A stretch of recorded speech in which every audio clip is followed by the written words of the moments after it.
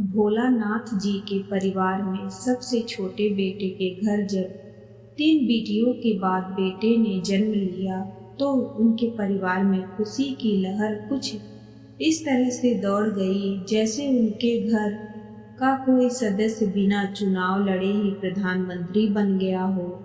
भोलानाथ जी के दूसरे सभी बेटों के घर में पहले से केवल बेटियां होने के कारण इस नए मेहमान के आगमन की खुशी का स्वागत कुछ जोरदार तरीके से ही किया जा रहा था।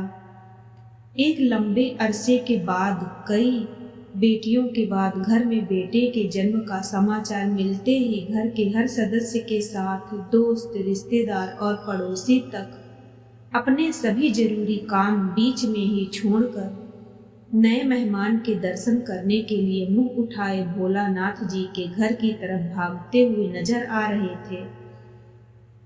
विदेशों में इस तरह के मौके पर क्या रस्मों रिवाज होते हैं, इस बारे में तो ठीक से कुछ नहीं कहा जा सकता, क्योंकि विदेश जाना तो दूर, कुछ लोगों ने अभी तक दिल्ली शहर में हवाई जहाजों का बस अड्डा भी ठीक से नहीं देखा।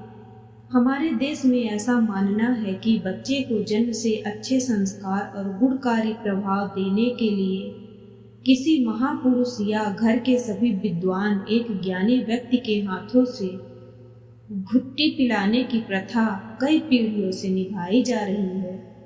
हर कोई लाभदायक फल पाने हेतु अपने रिवाजों के मुताबिक इस रस्म को निभाने के लिए गुड़, दूध, मक्खन, शहद आदि का प्रयोग करते हैं। अपने पोते को जन्म घूटी रस्म का अमली जामा पहनाने का ध्यान आते ही भोलानाथ और उनकी पत्नी के चेहरे से सारी खुशी एक पल में छूमंतर हो गई। अच्छी खासी सर्दी होने के बावजूद भी दोनों बुजुर्गों के माथे पर पसीने की बूंदें साफ चमकने लगी थी। भोलानाथ जी अपनी पत्नी के साथ सलाह मशवरा करते हुए इस बात को लेकर गहरी सोच में डूबे हुए थे कि अपने पोते को ज्ञानी, निष्ठावान और समझदार इंसान बनाने के लिए जन्म घूटी पिलाएं तो किसके हाथ से। अगर वो खुद घूटी पिलाने की इस रस्म को अंजाम देने के बारे में सोचते हैं तो दामाद और बेटियों के ससुराल वालों के नाराज होने का बहुत बड़ा खतरा दिखाई दे रहा था।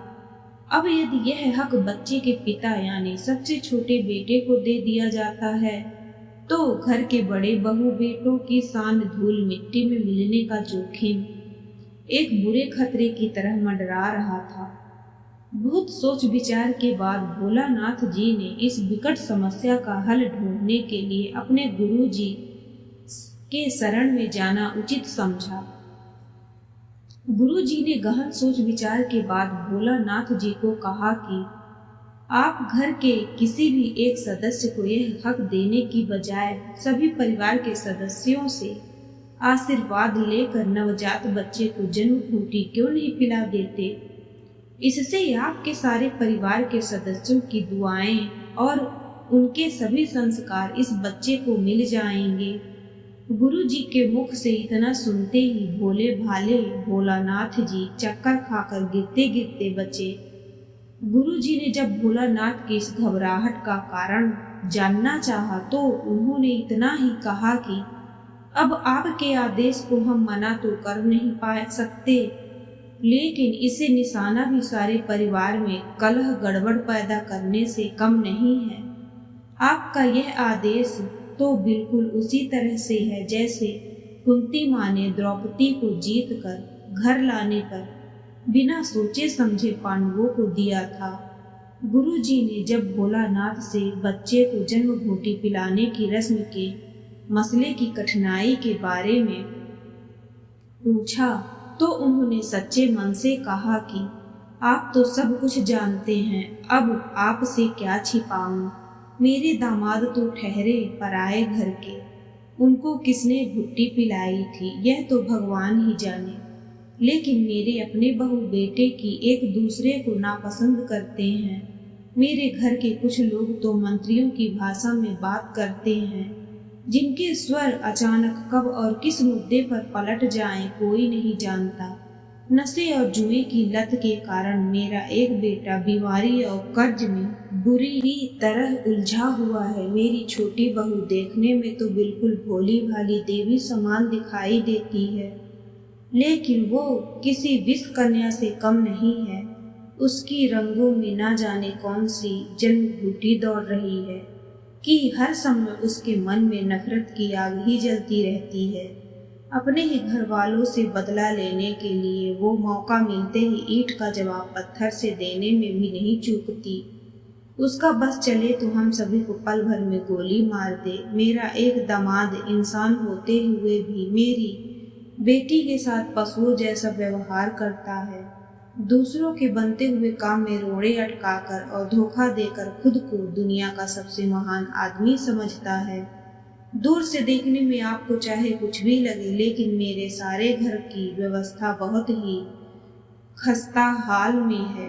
गुरुजी ने भोलानाथ के मन की भावनाओं को समझते हुए कहा कि उत्तम जीवन जीने के लिए किसी प्रकार की जन्मघूटी पिलाने से अधिक महत्व इस बात का होता है कि आप अपने बच्चों को किस प्रकार के कर्म और संस्कार देते हो।